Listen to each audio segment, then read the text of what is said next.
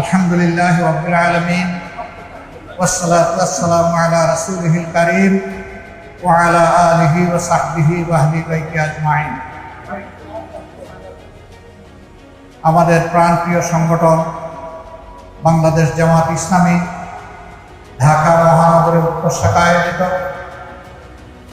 বিভিন্ন গুরুত্বপূর্ণ পেশা সম্মানিত ব্যক্তিবর্গকে নিয়ে আজকের এই আয়োজনের সম্মানিত সভাপতি, সম্মানিত বিশেষ অতিথিবৃন্দ এবং আজকে এখানে উপস্থিত বিভিন্ন শ্রেণী পেশা সংগ্রামী সহকর্মীবৃন্দ, আমি সর্বপ্রথম মহান মনিবের দরবারে অন্তরের অন্তঃস্থল থেকে গভীর শুকরিয়া জ্ঞাপন করছি যে আমাদেরকে এই মাসের 5 তারিখ জনগণের একটা প্রত্যাশিত পরিবর্তন এ দেশের বুকে আমাদেরকে দান করেছেন। আলহামদুলিল্লাহ রাব্বিল আলামিন। জুলাই মাসের 30 তারিখ এমন একটি দিনের আমরা কল্পনাও করতে পারিনি যে আমরা আগস্ট মাসের 30 তারিখ ইঞ্জিনিয়ার্স ইনস্টিটিউশনে বিভিন্ন পেশার সম্মানিত ভাইদেরকে নিয়ে আমরা একসাথে বসতে পারবো, এই স্বপ্নও দেখি নাই, কল্পনাও করি না। আল্লাহ তাআলা একান্ত মেহরবানি করে জুলুমের রক্তপাত থেকে, যেই জুলুম এই জাতির ঘাড়ে বিগত 17 বছর ধারাবাহিকভাবে চাপিয়ে দেওয়া হয়েছিল, মঈনুদ্দিন ফখরুদ্দিন সাহেবের 2 বছর, যেটা ছিল আওয়ামী লীগের ভাষায় তাদের আন্দোলনের ফসল, আর পরবর্তী তাদের সরাসরি 15.5 বছর। এ সময়ের ভিতরে আপনারা নিশ্চয়ই জানেন, সর্বপ্রথম আঘাতটা এসেছিল তৎকালীন বিডিআরের হেডকোয়ার্টার পিলখানায় 57 জন কমিটেড চৌকস দেশপ্রেমিক সেনা কর্মকর্তার অত্যন্ত নির্মমভাবে তাদেরকে হত্যা করা হয়েছিল।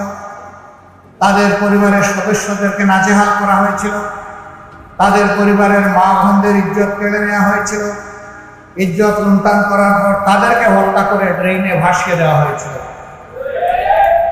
দিনটি জাতির জন্য একটি কালো দিন, কিন্তু সেই দিনের এ ঘটনা যারা ঘটিয়েছে আজও অপরাধীরা চিহ্নিত হয়নি, জাতির সামনে স্পষ্ট হয়নি।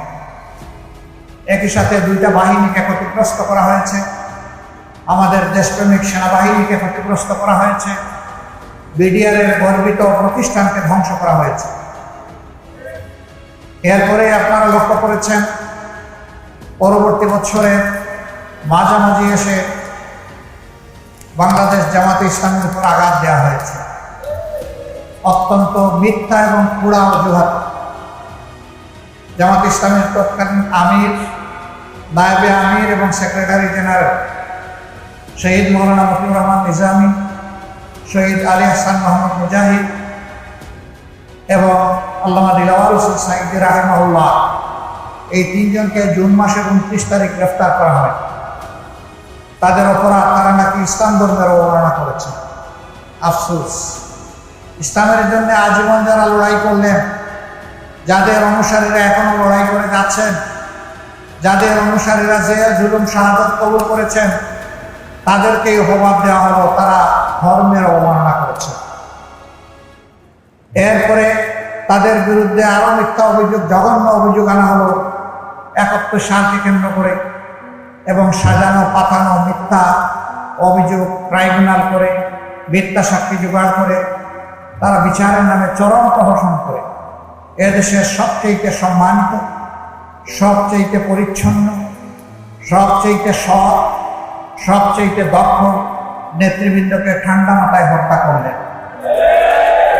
5 জনকে ফাঁসি দেওয়া হলো, 5 জন জেলের ভিতরে মর্মান্তিকভাবে তাদেরকে ধুকে ধুকে মৃত্যুর দিকে ফেলে দেওয়া হলো, আর 1 জন র্যাবের অশোভন আচরণের শিকার হয়ে হসপিটালে গিয়ে দুনিয়া থেকে বিদায় নিলেন। এক এক করে প্রিয় সংগঠন 11 জন শীর্ষ দায়িত্বশীলকে হারালো। তার পাশাপাশি তাদের রক্ত পান করেই তারা ক্ষান্ত হলো না, বরঞ্চ দেশের প্রত্যেকটি জনপদে আমাদের শত শত ভাই বোনকে হত্যা করা হলো। মহান মনিবের দরবারে দোয়া করি আল্লাহ তাআলা এই জুলুমের শিকার হয়ে দুনিয়া থেকে বিদায় নেওয়া আমাদের সব কয়টি কলিজার টুকরা ভাই বোনকে মুহাক্কিক শহীদ হিসাবে কবুল করুন। সম্মানিত ভাই ও বন্ধুগণ, তাদের শাসন আমলের নাম করা নাম কাড়া শাসন আমলে হুঙ্কার ধমকি, জনগণের উপর অত্যাচারের স্টিম রোলার, খুন ধর্ষণ, গুম লুণ্ঠন, অপরাধ জগৎ তারা গড়ে তুলেছিলেন। তারা রাষ্ট্রযন্ত্রকে বিকল করে অচল করে দিয়েছিলেন। রাষ্ট্রের সবগুলা সাংবিধানিক প্রতিষ্ঠান ধ্বংস করেছিলেন। এক ব্যক্তির ইশারায় রাষ্ট্রকে উঠতে হবে, বসতে হবে সেই পর্যায়ে নিয়ে গিয়েছিলেন। একটা দল ছাড়া সকল দলের অস্তিত্ব ধ্বংস করার জন্য উঠে পড়ে লেগেছিলেন। শুধু জামাতে ইসলামী নয়, তার সাথে অন্যান্য বিরোধী দলকে আঘাত করা হয়েছে, তাদেরও নেতা কর্মীদেরকে খুন করা হয়েছে, তাদেরও নেতা কর্মীদেরকে গুম করা হয়েছে, তাদের সম্পদের উপর আঘাত দেওয়া হয়েছে। তবে ব্যতিক্রম জামাতে ইসলামী তিনটা দিক থেকে। প্রথম ব্যতিক্রম হচ্ছে জামাতে ইসলামের শীর্ষ যে 11 জন নেতা 1, 2 ক্রমিক থেকে 11 পর্যন্ত চলে গেলেন, এই বিপদ অন্য কোনো দলের জন্য আসেন। দ্বিতীয় ব্যতিক্রম হচ্ছে একমাত্র দল যেই দলের নেতৃবৃন্দের ঘর বাড়ি ধ্বংস করার জন্য তৎকালীন জুলুমবাজ সরকার তার বুলডোজার চালিয়েছিল। অন্য কারো ঘর বাড়ি ভাঙার জন্য তারা বুলডোজার ব্যবহার করে নাই। তৃতীয় ব্যতিক্রম হলো ছাত্র জনতার অভূতপূর্ব এই আন্দোলনের সময় দিশাহারা হয়ে সরকার জামাত ইসলামীকে নিষিদ্ধ ঘোষণা করে এবং তার সাথে ইসলামী ছাত্র শিবিরকেও নিষিদ্ধ ঘোষণা করে। অসৎ উদ্দেশ্য নিয়ে তারা এটা করেছিল যে এই সময় কাজ করলে জামাত ইসলামী ছাত্র শিবির বিক্ষোভে ফেটে পড়বে আর তারাও তাদের সর্বশক্তি নিয়ে আকাশ পাতাল সব দিক থেকে ঝাঁপায় পড়বে। আন্দোলনের গতিপথ পরিবর্তন হয়ে যাবে, ছাত্র জনতার এই আন্দোলন ব্যর্থতায় পর্যবসিত হবে। জামাত তাদের পাতা ফাতে পা দেয়নি। আমরা তাদের এই চাতুর্য ধূর্ততা বুঝতে পেরেছিলাম। আমরা আল্লাহ তাআলার কাছে আশ্রয় চেয়েছিলাম, আমরা আল্লাহ তাআলার কাছে তৌফিক চেয়েছিলাম। আল্লাহ যেন এই আঘাত আমাদেরকে ধৈর্য ধরে সহ্য করার তৌফিক দান করেন। মহান রবের দরবারে শুকরিয়া আদায় করি যে কোথাও এত বড় আঘাত আসার পরে আমরা সামান্য একটা চিৎকার দেই। আলহামদুলিল্লাহ, তাদের ষড়যন্ত্র ব্যর্থ হয়েছে। 26 দিনের মাথায় আমরা আবার আমাদের এই অধিকার ফিরে পেয়েছি। আল্লাহ তাআলা শুকরিয়া আদায় করি। এই ফিরে পাওয়ার পরে আমরা উল্লাসে ফেটে পড়িনি, বরঞ্চ আমরা সেই মহান মনিবের দরবারে সুজুদে নিজেদের মাথাকে আমরা নুয়ে দিয়েছিলাম, যিনি আমাদেরকে আমাদের অধিকার আমাদের কাছে ফিরিয়ে দিয়েছেন এবং আমাদের উপর যে জুলুম করা হয়েছিল সেই জুলুমের পর্দা আল্লাহ তাআলা নিজেই ছিঁড়ে ফেলেছেন। আমার সম্মানিত ভাইরা, এত ত্যাগ, এত রক্ত, এত জীবনের বিনিময়ে বাংলাদেশ যে দ্বিতীয় বা তৃতীয় স্বাধীনতা পেল, এই স্বাধীনতা আজকে বাংলাদেশের 18 কোটি মানুষের কাছে সেই সমস্ত শহীদ ভাই বোনদের আমানত যারা এই আন্দোলন সফল করতে গিয়ে দুনিয়া থেকে বিদায় নিয়েছেন, সেই সমস্ত ভাইদের আমানত যারা জালিমের গুলিতে 2 চোখ হারিয়ে তারা এখন অন্ধ হয়ে পড়েছে, সেই সমস্ত ভাই বোনদের আমানত যারা লড়াই করতে গিয়ে তাদের হাত এবং পা হারিয়েছেন, তারা পঙ্গুত্ব বরণ করেছেন। আপামর জনতার এই আমানত আমাদেরকে বহন করতে হবে এবং তার প্রতি সম্মান দেখাতে হবে। বর্তমানে যে সরকার আছে, জনগণই তাদেরকে এই দায়িত্ব দিয়েছে। তাদের মূল কাজ হচ্ছে রাষ্ট্রের যে বিশাল ধ্বংস সাধন করা হয়েছে, প্রাতিষ্ঠানিক জায়গাগুলোকে এলোমেলো করে দেওয়া হয়েছে, সর্বনাশ করে দেওয়া হয়েছে, দ্রুততম সময়ের ভিতরে তারা এগুলাকে পুনর্বিন্যাস করবেন। নির্বাচনের জন্য একটা অনুকূল পরিবেশ তৈরি করবেন। যখনই অনুকূল পরিবেশ তৈরি হয়ে যাবে তখন একটি অর্থবহ, গ্রহণযোগ্য, সুষ্ঠু নির্বাচন জাতিকে উপহার দিয়ে তারা আবার তাদের স্ব কর্তব্যের জায়গায় চলে যাবে। আমরা সেই দিনের অপেক্ষায় আছি। আমরা তাদেরকে সঙ্গত সময় দেওয়ার পক্ষে। এই কাজগুলা করার জন্য যেটুকু মিনিমাম সময় প্রয়োজন সেই সময় আমরা তাদেরকে দেওয়ার পক্ষে। আমরা এই কথা বারবার উচ্চারণ করেছি। সেই সাথে আমরা আমাদের আকাশ এখনো কালো মেঘ মুক্ত হয়নি। এখনো বাংলাদেশের আকাশে শকুনের ঘোরাঘুরি চলছে। এই ব্যাপারে আমরা যেন আত্মতৃপ্তিতে না ভুগি যে আমরা বোধহয় পূর্ণ সফলতা বা বিজয় পেয়ে গিয়েছি। বাংলাদেশের মানুষকে হয়তো আরো অনেক ত্যাগ স্বীকার করতে হবে। আল্লাহ তাআলার কাছে দোয়া করি সকল ত্যাগের বিনিময়ে আমাদের দেশটাকে যেন আল্লাহ তাআলা পরিচ্ছন্ন করে দেন, আল্লাহ তাআলা যেন জুলুম মুক্ত করে দেন, আল্লাহ তাআলা যেন ন্যায় এবং ইনসাফের ভিত্তিতে একটা সমাজ বিনির্মাণের তৌফিক এই জাতিকে দান করেন। যে দলই ক্ষমতায় আসে তারা যেন এদেশের প্রত্যেকটি মানুষের আমানতের প্রতি সম্মান প্রদর্শন করে। আমাদের যুব সমাজ, ছাত্র, তরুণ এবং সমস্ত মানুষ একটাই স্লোগান তখন বারবার দিচ্ছিল, উই ওয়ান্ট জাস্টিস। এই সামাজিক সুবিচারটা বাংলাদেশের জনগণ একেবারেই পায়নি, বঞ্চিত। সুবিচার যদি প্রতিষ্ঠিত হয়, এটা শুধু হাইকোর্ট, সুপ্রিম কোর্টে, জজ কোর্টে হবে না, ম্যাজিস্ট্রেট কোর্টে হবে না, এটা প্রত্যেকটি পরিবার থেকে শুরু করে রাষ্ট্রের সর্বোচ্চ চূড়া পর্যন্ত সুবিচার কায়েম হবে ইনশাআল্লাহ। এই সুবিচার কায়েম না হওয়া পর্যন্ত স্বাধীনতা বারবার অর্জন করলেও তার স্বাদ ভোগ করা আমাদের পক্ষে সম্ভব হবে না। এই জন্য সুবিচারের এই বীজতলা তৈরি করা এখন এই জাতির দায়িত্ব। যারা এখন সরকার পরিচালনায় আছেন, আমরা যারা রাজনীতির মাঠে আছি, আপনারা যারা বিভিন্ন পেশায় নিয়োজিত আছেন, এই জায়গাটা তৈরি করা এখন সমন্বিতভাবে আমাদের সকলের দায়িত্ব। এই জন্য সমাজের অতি গুরুত্বপূর্ণ একটি স্তম্ভ হচ্ছে সাংবাদিকতার জগৎ। সাংবাদিকরা হচ্ছেন ওয়াচ টক।